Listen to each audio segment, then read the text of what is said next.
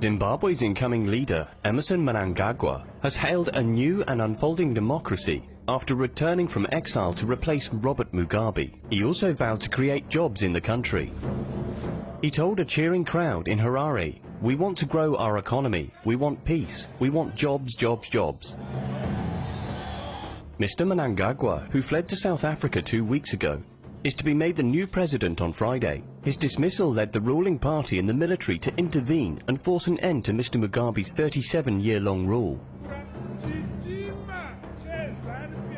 Elected on Sunday as the new leader of Zimbabwe's ruling political party and positioned to take over as the country's leader, Mnangagwa has engineered a remarkable comeback using skills he no doubt learned from his longtime mentor, President Robert Mugabe. Emmerson Mnangagwa was born on 15th of September 1942 in Shabani, southern Rhodesia. He is a member of the Karanga ethnic group, the largest subgroup of Zimbabwe's major Shona ethnic group. His parents were politically active farmers, and he had to flee Zambia with his family because of his father's resistance against white settlers. At Zimbabwe's independence in 1980, Mnangagwa became the first Minister of National Security that same year. Mnangagwa took over as chairman of the Joint High Command. While Mnangagwa was Security Minister, he was Zimbabwe's spy master and in charge of the Central Intelligence Organization. During his tenure, the Zimbabwean 5th Brigade massacred thousands of civilians, mainly ethnic Ndebelés, in Matabeleland during the Gukuruhundi civil conflict.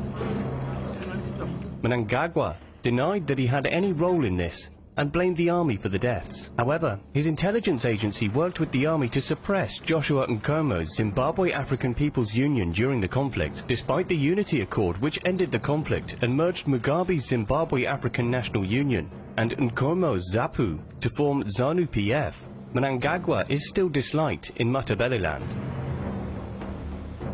From 1988 to 2000, Mnangagwa was Minister of Justice, Legal and Parliamentary Affairs and Leader of the House. He was appointed Acting Minister of Finance for 15 months from 1995 to 96 and was also Acting Minister of Foreign Affairs for a short period. His tenure as Minister of Justice, Legal and Parliamentary Affairs saw him setting up the Judicial College and Small Claims Court to address the critical shortage of magistrates, prosecutors and other judicial officers in the country. He also introduced several amendments to various acts in the Constitution. Mnangagwa was defeated in the 2000 parliamentary election by Blessing Shabundo of the Movement for Democratic Change in the Kwekwe constituency, but Mugabe appointed him to one of the unelected seats in Parliament. Following the election, he was elected as Speaker of Parliament on 18th of July 2000. It was during his time as Speaker of Parliament that the UN investigation into illegal exploitation of natural resources from the Congo recommended a travel ban and financial restrictions upon him for his involvement in making Harare a significant illicit diamond trading centre. In the March 2005 parliamentary election, he was again defeated by Chabundo in Kwekwe, and Mugabe again appointed him to an unelected seat. His campaign manager blamed this defeat on the Majuru faction, saying that it had manipulated the situation so that the MDC could win the seat and thereby undermine Mnangagwa. After an alleged fallout with the president, he was made Minister of Rural Housing from 2005 to 2009, which was largely seen as a demotion. Mnangagwa served for decades as Mugabe's enforcer, a role that gave him a reputation for being astute, ruthless, and effective at manipulating the levers of power. Among the population, he is more feared than popular, but he has strategically fostered a loyal support base within the military and security forces.